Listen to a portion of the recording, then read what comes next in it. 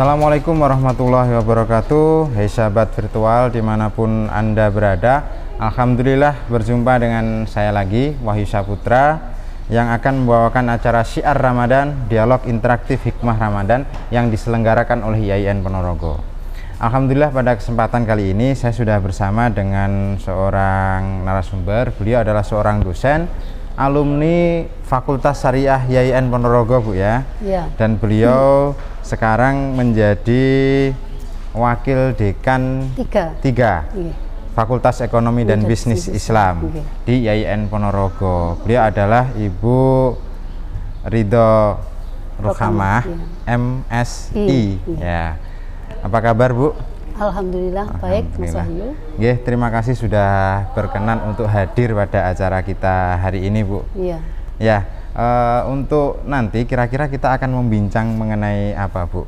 Temanya? Iya, mengenai usia ideal anak untuk berpuasa dan bagaimana cara mengajarkan anak-anak untuk berpuasa. Oh ya, ini memang ini menjadi salah satu tips ya bagi para keluarga dan ibu-ibu yang kebetulan mempunyai anak yang masih kecil. Betul. Itu tentu kita perlu mengajarkan puasa kepada mereka sejak dini gitu ya. Iya. Nah, nanti akan lebih lanjut, lebih dikumpas lebih detail oleh Ibu Ridho nanti dan dijelaskan oleh Ibu Ridho, dan untuk itu waktu dan kesempatan saya persilahkan kepada Ibu. Monggo. Ya, baik. Terima kasih atas waktunya. Bismillahirrahmanirrahim. Bismillahirrahmanirrahim. Wassalatu wassalamu ala rasulillah wa ala alihi wa ashabihi wa mawalah, la haula wa la quwata illa billah. Amma ba'd. Mas Wahyu dan juga pemirsa yang budiman, masalah puasa Ramadan secara jelas memang sudah tertuang ya di dalam Al-Quran, khususnya di dalam surat Al-Baqarah, bahkan secara berurutan juga sudah disampaikan, ada ayat 183, 184, 185. Nah, yang intinya bahwa di dalam surat Al-Baqarah ayat 183 itu bahwa kita umat Islam itu diwajibkan untuk berpuasa. Nah, siapa saja yang diwajibkan itu tentunya adalah orang Islam. Sebagai syaratnya dia harus memang orang Islam, kemudian dia balik, berakal, dan tentunya dia mampu melaksanakan ibadah puasa. Nah, namun pertanyaan yang seringkali kemudian muncul, apakah anak-anak ini juga harus melaksanakan puasa Ramadan? Nah, ini terjadi polemik tentunya di kalangan orang tua ya, khususnya karena anak ini kan orang tua tidak tega melihat anak harus berpuasa, masih kemudian belum paham. Ya, kemudian juga cara mendidiknya, cara mengajarkan puasa itu juga masih menjadi iya, kesulitan orang tua. Gitu ya Mas Wahyu. Ya.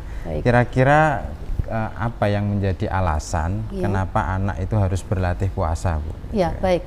Jadi kita sebagai seorang muslim ya, bahwa ajaran agama Islam itu ya harus kita perkenalkan sejak dini. Sejak dini ya. Bahkan ketika anak-anak masih balita itu sudah kita ajarkan, kita ajak sholat di masjid, kita kemudian kita ajarkan ngaji, kemudian juga kita ajarkan puasa gitu ya. Termasuk juga dalam hal kebersihan, kita latih bahwa ini najis, ini tidak najis gitu ya. Hal-hal yang sederhana yang ada di dalam kehidupan kita sehari-hari itu perlu kita ajarkan kepada anak, termasuk diantaranya adalah berpuasa.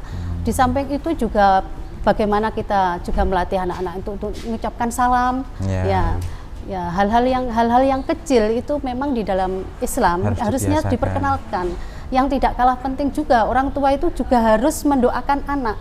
Jadi setiap hari, setiap selesai sholat itu harus ya, anak itu tidak hanya kita didik secara berdasarkan ilmu, tetapi juga bagaimana kita juga mendoakan anak.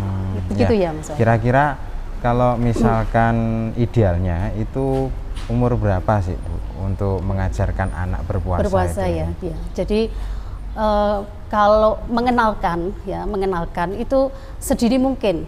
di usia 3 tahun, 4 tahun, 5 tahun itu kita sudah mulai berkomunikasi bahwa ini adalah puasa Ramadan ya, sehingga kita sebagai orang tua itu sudah makannya itu waktu sahur, waktu buka itu anak-anak itu sudah mulai kita ajarkan. Ya perkenalkan ya, intinya begitu. Tetapi melatih anak untuk berpuasa itu setelah mereka mengetahui oh ini baik, oh ini jelek gitu. Nah, secara psikologis usia-usia itu ya di usia 6 sampai 7 tahun gitu ya. Anak itu sudah mulai mengenal bahwa ini baik, ini buruk. Nah, kita bisa melatih itu tetapi secara bertahap tentunya ya, tidak langsung harus sampai sore gitu ya. Itu tidak perlu, jadi kalau sesuai kemampuan begitu. Kalau ya, sudah memasuki usia yang wajib gitu ya, usia yang sudah balik atau usia sekitar 7 sampai 8 tahun ini, mereka anak-anak ini masih sangat sulit untuk dilatih berpuasa. Ini kira-kira tipsnya bagaimana? Iya, jadi ada tahapan-tahapan kita memperkenalkan puasa ya. Jadi selain kita memberikan pemahaman tadi, kita juga menyampaikan pemahaman tentang wajibnya puasa itu, fadilahnya apa, larangannya apa ya. Kemudian secara bertahap kita ajak anak-anak kita berpuasa. Tidak perlu langsung 1 hari, tetapi bertahap 2 jam, 3 jam ya. Bahkan mungkin puasa beduk. Ya, puasa beduk, bahkan sahurnya itu setelah dia bangun nanti makan lagi jam sekian gitu. Jadi kita tidak perlu gengsi atau apa ya. Jadi secara bertahap saja, karena apa? Biasanya orang tua ada yang gengsi melihat anaknya tetangga sudah sampai sore TK gitu.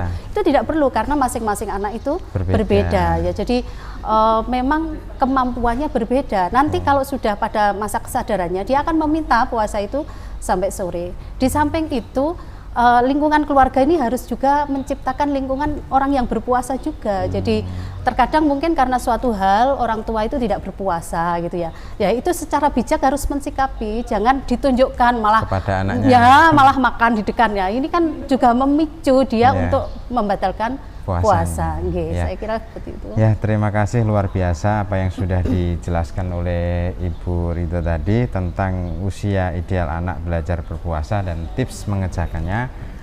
Khusus bagi para keluarga dan ibu yang kesulitan untuk mengajarkan anak, semoga ini bisa menjadi tips ya, tips yang bisa diterapkan di keluarga masing-masing. Dan tentu kita masih pengen menimba ilmu lebih banyak dengan Bu Ridho. Ya, oleh sebab itu bagi sahabat-sahabat virtual semua yang ingin menimba ilmu lebih dalam dengan Bu Ridho, silahkan sahabat-sahabat mendaftar di kampus YIN Ponorogo, mumpung ini masih buka ya, sampai tanggal 9 Mei 2021 kalau tidak salah, di jalur UMP TKIN nanti.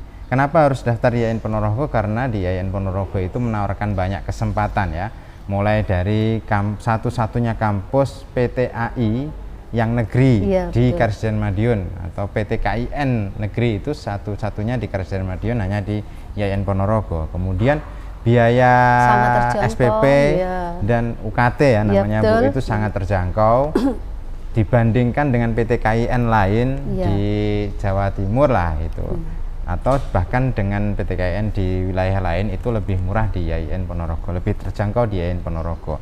Banyak program beasiswa di sini, mulai dari beasiswa bidik misi, beasiswa Basnas, beasiswa tahfidz, beasiswa aktivis, beasiswa prestasi, dan masih banyak lagi beasiswa yang bisa dimanfaatkan oleh sahabat-sahabat semuanya ketika sahabat-sahabat nanti kuliah di YIN Ponorogo. Ada 22 program studi yang terakreditasi A dan B, yang itu bisa menjadi pilihan bagi sahabat-sahabat ya, sahabat-sahabat semua yang mau kuliah di YIN Ponorogo gitu ya. Dan yang paling menarik lagi adalah ada UKT 400.000 itu khusus bagi sahabat-sahabat yang mendaftar di program studi manajemen zakat dan wakaf di Fakultas Ekonomi dan Bisnis Islam. Nah, ini fakultasnya Bu Ridho gitu ya. Jadi itu adalah sebuah tawaran yang spesial gitu ya. 400.000 itu sangat murah sekali. Iya, sudah tidak ada biaya wisuda. Sudah tidak ada biaya apapun. Nah, APM gitu ya. Dan apapun sudah semuanya satu paket SPP itu. Ya, itu tadi sekilas info mengenai tentang YIN Ponorogo. Jika sahabat-sahabat tertarik, silahkan daftar ke YIN Ponorogo. Oke, terima kasih Ibu yang sudah meluangkan kesempatan dan memberikan beberapa nasihat serta ceramah-ceramah singkatnya kepada para sahabat-sahabat virtual semua, semoga bermanfaat. Dan sahabat-sahabat virtual semuanya, saya mengucapkan terima kasih juga yang sudah setia untuk menonton channel ini dari awal hingga akhir. Saya mohon maaf ketika ada kurang lebihnya. Terima kasih. Wallahul muwaffiq ila aqwamit thoriq. Assalamualaikum warahmatullahi wabarakatuh. Waalaikumsalam.